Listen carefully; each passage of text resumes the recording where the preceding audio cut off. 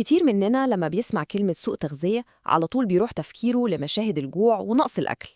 بس الحقيقة إن الموضوع ليه وش تاني خالص. وش ممكن يكون موجود في طبق أكل مليان لحد آخره، بس في نفس الوقت فاضي من أي قيمة غذائية حقيقية. هي دي بقى المفارقة اللي هنتكلم عنها النهاردة. يعني ممكن تبان فكرة غريبة شوية مش منطقية.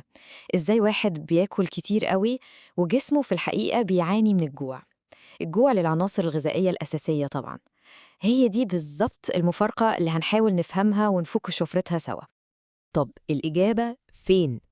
الإجابة بشكل غريب موجودة في التعريف العلمي نفسه. شوفوا، سوء التغذية مش معناه بس نقص أكل، لأ، الكلمة الأدق هي عدم توازن. يعني سواء الجسم بياخد أقل من اللي هو محتاجه أو بياخد أكتر من اللازم من حاجات معينة زي السعرات الحرارية الفاضية والدهون. في الحالتين دول النتيجة واحدة: خلل في توازن الجسم الصحي. طيب عشان الصورة تبقى واضحة، رحلتنا النهاردة متقسمة ل5 أجزاء. الأول هنشوف الوجهين بتوع سوء التغذية، بعد كده هنركز على التغذية الزايدة عن الحد، ومنها هنروح لنقص التغذية أو اللي بنسميه الجوع الخفي، وهناخد حالة نقص الحديد كمثال، وفي الآخر خالص هنشوف إزاي ممكن نوصل للتوازن الغذائي ده. يلا بينا نبدأ بالجزء الأول، الوجهين لسوء التغذية. هنا هنحاول نحدد الطيف الكامل للمشكلة دي، لأن زي ما قلنا سوء التغذية مش حاجة واحدة، لا ده طيف واسع ليه طرفين عكس بعض تماماً. تخيلوا معايا الموضوع ده كأنه ميزان بايظ. في كفة عندنا نقص وعجز في الفيتامينات والمعادن، وفي الكفة التانية عندنا فيضان من الطاقة، غالباً جاية من سكريات ودهون. والمفاجأة بقى إن الفيضان ده مش بس بيعمل سمنة وخلاص، لأ، ده في حالة فيتامينات ومعادن معينة الزيادة الرهيبة دي ممكن توصل الجسم نفسه لمرحلة تسمم. طيب نيجي بقى للجزء التاني، التغذية المفرطة، وده يمكن الشكل الأشهر والأكثر انتشاراً لسوء التغذية في أماكن كتير جداً في العالم، واللي بيظهر في صورة السمنة. وهنا مهم قوي نفرق بين مجرد زيادة الوزن وبين السمنة. السمنة مش بس رقم بنشوفه على الميزان وخلاص، لأ، دي مرحلة بيحصل فيها تراكم للدهون لدرجة إنها بتبدأ تضر بالصحة بشكل مباشر. وعشان الموضوع يبقى علمي ومحدد بنستخدم أداة اسمها مؤشر كتلة الجسم، اللي هو ال BMI. مؤشر كتلة الجسم ده ببساطة شديدة عبارة عن معادلة بتربط الوزن بالطول، عشان تدينا فكرة سريعة كده إحنا فين. هل الوزن ده في نطاق الصحي، ولا أقل من الطبيعي، ولا دخلنا في منطقة زيادة الوزن أو السمنة؟ طبعا هو مش تشخيص نهائي، لكنه يعتبر مؤشر أولي مهم جدا. ودي يمكن أكبر خرافة مرتبطة بالسمنة، فكرة إنها مجرد قلة إرادة. الحقيقة إنها أعقد من كده بمراحل. السمنة دي عبارة عن نتيجة لتفاعل شبكة معقدة جدا من العوامل. بنتكلم عن الجينات والبيئة اللي حوالينا وعادات نومنا وحالتنا النفسية، ده غير إن في أمراض وأدوية معينة ممكن تكون سبب. فالموضوع أكبر بكتير من كونه مجرد قرار شخصي. طب إيه خطورة السمنة؟ الخطورة الحقيقية بتبان في اللي بيجي بعدها. السمنة دي عاملة زي ما تكون بتفتح الباب على مصراعيه لمجموعة ضخمة من الأمراض المزمنة: سكر، قلب، ضغط وغيره. والأسوأ كمان إن تأثيرها مش على الكبار بس، لأ، الأطفال كمان للأسف بيواجهوا بسببها تحديات صحية ونفسية كبيرة جدا. طيب كده إحنا شفنا كفة الميزان بتاعة الزيادة. دلوقتي بقى تعالوا نروح للكفة التانية، نقص التغذية، ونشوف إيه اللي بيحصل بالظبط لما الجسم ما بياخدش كفايته من العناصر اللي محتاجها.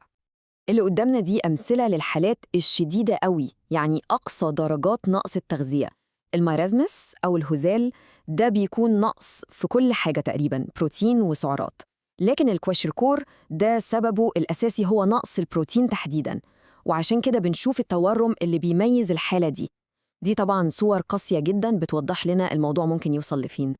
بس هل نقص التغذية دايماً بيبقى بالوضوح ده؟ الإجابة هي لأ. في الحقيقة أغلب الحالات ما بتكونش متشافة أصلاً. يعني ممكن جداً واحد يكون وزنه طبيعي أو حتى عنده زيادة في الوزن، وجسمه من جوه بيسرح من نقص فيتامين أو معدن معين. الحالة دي بقى هي اللي بنسميها الجوع الخفي.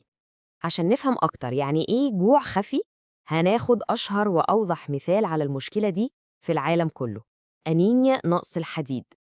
الرقم ده محتاجين نقف عنده شوية.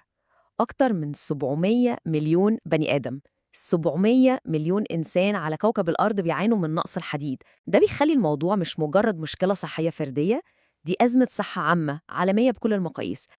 المشكلة إن أعراضها ممكن تبدأ خفيفة ومحدش ياخد باله. الإرهاق الشديد والتعب من أقل مجهود ده يمكن أشهر عرض، لكن في علامات تانية زي إن الجلد يبقى باهت وشاحب أو الضوافر تبقى هشة وبتتكسر بسهولة. مهم قوي نبقى واعيين بالإشارات دي. طيب هل كل الناس معرضين للخطر ده بنفس الدرجة؟ لا طبعاً، في فئات معينة محتاجة تاخد بالها أكتر، على رأسهم النساء والأطفال الصغيرين اللي جسمهم بينمو بسرعة. كمان الناس اللي ماشيين على نظام غذائي نباتي لازم يخططوا لأكلهم بحرص شديد عشان يعوضوا الحديد ده. بس الخبر الحلو بقى إن الوقاية من نقص الحديد ممكنة ومش صعبة قوي. أول خطوة طبعاً هي التركيز على الأكل اللي فيه حديد، والخطوة التانية ودي بقى التريكة اللي ناس كتير ما تعرفاش، إن فيتامين سي بيزود قدرة الجسم على امتصاص الحديد بشكل رهيب. يعني ببساطة طبق سلطة عليه عصير ليمون كتير جنب قطعة لحمة أو فراخ، دي وجبة مثالية جداً. تمام، نوصل بقى لآخر جزء معانا واللي هنلم فيه كل الكلام ده. الحل لمشكلة سوء التغذية بكل أشكالها، سواء بالزيادة أو بالنقص، بيتلخص في كلمة واحدة بس: التوازن. بس هنا لازم ناخد بالنا من حاجة مهمة. فكرة التوازن دي نفسها مش حاجة ثابتة، مش قالب واحد بيمشي على كل الناس. احتياجات جسمنا بتتغير طول الوقت. يعني لو بصينا على المثالين دول هنلاقي إن الطبق الصحي المتوازن لشخص عادي مختلف تماماً عن الطبق اللي بتحتاجه سيدة حامل. جسمها في المرحلة دي بيطلب كميات أكبر من الطاقة ومن عناصر معينة، فالتوازن ده رحلة متغيرة مش نقطة ثابتة. الجملة دي فعلاً بتلخص القصة كلها، إننا نلبي احتياجات الجسم من الطاقة والعناصر الغذائية. ده هو أساس الصحة الكويسة. الهدف في الآخر إن الجسم ياخد اللي محتاجه بالظبط، لا زيادة ولا نقصان. الصحة الحقيقية بتبدأ من هنا. وده بيوصلنا للسؤال الأخير، سؤال مهم كل واحد فينا يسأله لنفسه. لما نبص على مجتمعاتنا اللي عايشين فيها، يا ترى أنهي كفة من الميزان هي اللي مايلة أكتر؟ هل التحدي الأكبر اللي بنواجهه هو الجوع الخفي ونقص الفيتامينات، ولا وباء السمنة والإفراط في الأكل غير الصحي؟ الإجابة ممكن تختلف من مكان لمكان، بس الأكيد إن مجرد التفكير في السؤال